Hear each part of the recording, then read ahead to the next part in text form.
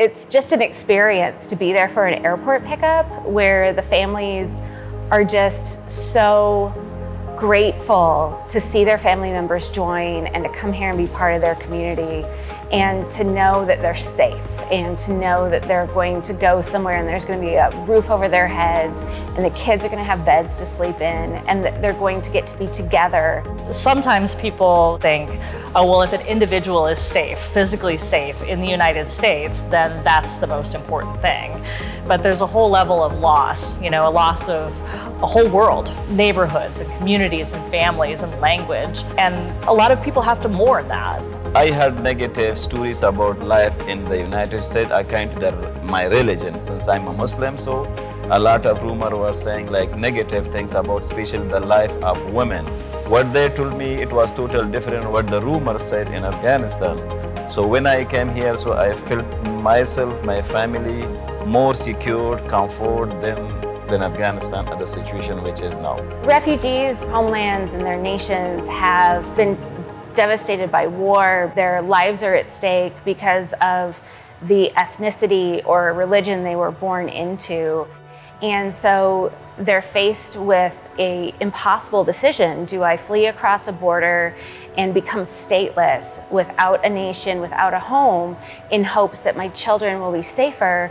Or do I stay here with my life and my family under threat? The biggest thing that we can do on this end is to be a kind person, to stand by their side and help them figure out what comes next and what the best steps for their family is. I am so much pleasure, I can say, to myself to work as a refugee case worker for this refugees and immigrants population, because I know what is pain being a refugee.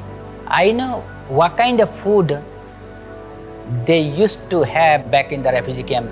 I'm not only talking to Nepal, even to Eritrea, Afghanistan, all over the world, let me say a globe. And my parents too, because they died in the refugee camp because of poor diet. That kind of like, let me help to the same community, same refugees, despite of like the region or color, but the refugees and immigrants. That's how I like and hope I will continue this one until this USCRI exists in Des Moines. So one of the things that I feel like we do is help support people through that process of making meaning after tragedy and figuring out what it means to be living in this world in the United States.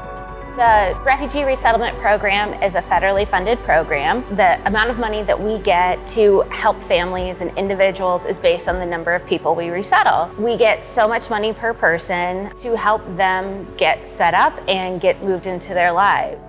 The initial resettlement period is only 90 days, so we have 3 months to help get refugees established. From the time that they walk off the plane, that's day 1, to day 90, we have to help make sure that they have the basics taken care of. Everything from English classes to riding the bus to figuring out how to get connected to a job is in those 90 days.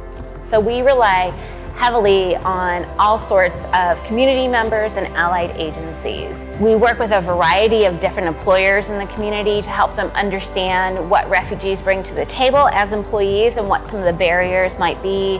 We work with different groups that want to sponsor or co-sponsor refugees, like churches and mosques. What makes this country great is the fact that we come from so many backgrounds, and refugees bring so much to our city and our state and enrich our community and make our country just a wonderful place to be.